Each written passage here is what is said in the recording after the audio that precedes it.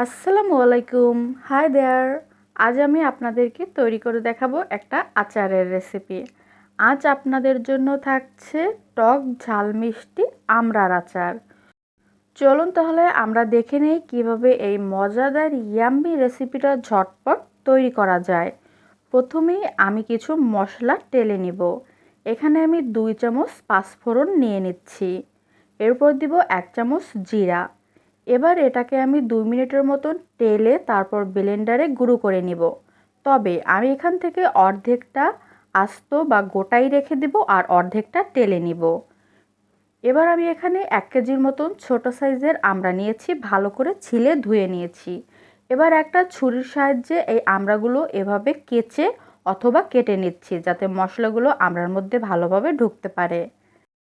এবার একটা কড়াইতে আমি আমড়াগুলো নিয়ে নিলাম আর এতে দিয়ে দিচ্ছি 1/2 চামচ হলুদের গুঁড়া, 1 কাপ চিনি আর দিয়ে দিব 1 চামচ লাল মরিচের গুঁড়া। এবার ভালো করে এটাকে কিছুক্ষণ জাল দিয়ে নিতে হবে। স্বাদমতো একটু লবণও অ্যাড করলাম। এবার ঢাকনা দিয়ে এটাকে জাল দিয়ে নিব মিডিয়াম আঁচে। ভিউয়ার্স দেখুন কিছুক্ষণ পরে আমড়া থেকে পানি বের হয়েছে। এই পানিতেই আমি আমড়াটা সিদ্ধ করে নিব।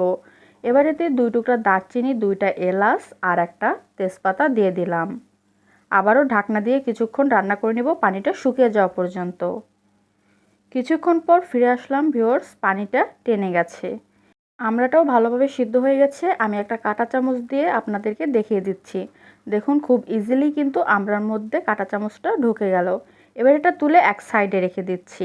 আর একটা ফ্রাই প্যানে 2টা শুকনো মরিচ আমি ছিঁড়ে দিয়ে দিলাম। এবার এতে দিব 1/2 কাপ সরিষার তেল আর একটা রসুন আমি কোয়া ছাড়িয়ে দিয়ে দিলাম। এবার মিডিয়াম আঁচে ততক্ষণ পর্যন্ত জাল দিয়ে নিতে হবে যতক্ষণ পর্যন্ত রসুন থেকে খুব সুন্দর একটা স্মেল আসে। আপনারা ততক্ষণে চাইলে আমাদের চ্যানেলটা সাবস্ক্রাইব করতে পারেন। ফেসবুক, ইনস্টাগ্রাম আর টিকটকেও আমাদেরকে আপনারা ফলো করতে পারেন। ভিউয়ার্স রসুন থেকে খুব সুন্দর একটা স্মেল আসছে। এবার এতে আমি 1 চামচ মাস্টার্ড পেস্ট অথবা সরিষা বাটা দিয়ে দিলাম।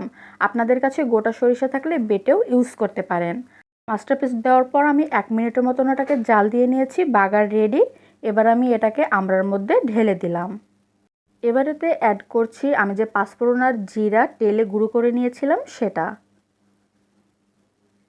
ভালো করে এবারে আমড়াটা এগুলো দিয়ে জাল দিয়ে নিতে হবে। আমি সবটুকু মশলাই অ্যাড করে দিলাম। আর এতে দিয়ে দিচ্ছি 1 চামচ চিলি ফ্লেক্স। আমি ঝালটা একটু কম খাই, এর জন্য আচারের ঝালের পরিমাণ একটু কম দিয়েছি। এবার এতে দিয়ে দিলাম 1 কাপ গরম পানি। এখন ঢাকনা দিয়ে এটা আমি কিছুক্ষণ রান্না করে নিব। সো আমি ঢাকনা দিয়ে দিলাম আর মিডিয়াম আঁচে রান্না করছি। কিছুক্ষণ পর ফিরে আসলাম, পানিটা একদমই শুকিয়ে গেছে। এতে 1 টেবিল চামচ হোয়াইট ভিনেগার বা সিরকা অ্যাড করে নিলাম।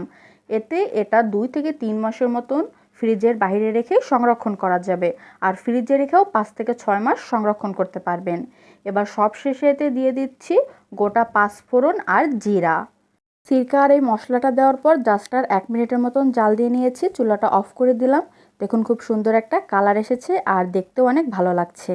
যে কোনো ধরনের কাচের বোতল অথবা এয়ারটাইটেড বক্সে রেখে ফ্রিজে অথবা ফ্রিজের বাইরে আপনারা এটা সংরক্ষণ করতে পারবেন। তবে এটা খেতে এতটাই সুস্বাদু যে এটা বেশি দিন সংরক্ষণ করার আগেই শেষ হয়ে যাবে। সো আপনাদের এই রেসিপিটা কেমন লেগেছে অবশ্যই আমাদের কমেন্ট করে জানাবেন। ভালো লাগলে একটা লাইক দিন, ফ্যামিলি ফ্রেন্ড সবার সাথে শেয়ার করুন। আর এমন ইয়াম্মি ইয়াম্মি রেসিপি দেখার জন্য আমাদের চ্যানেলটা অবশ্যই সাবস্ক্রাইব করবেন। থ্যাংক ইউ সো মাচ ফুল ভিডিওটা দেখার জন্য। ইনশাল্লাহ নেক্সট কোনো ভিডিওতে সবার সাথে আবারও দেখা হবে। আপনাদের পছন্দ হলে অবশ্যই কমেন্ট করে জানাবেন আর অন্য কোনো রেসিপির রেকমেন্ডেশন থাকলে জানাতে পারেন। আল্লাহ হাফেজ।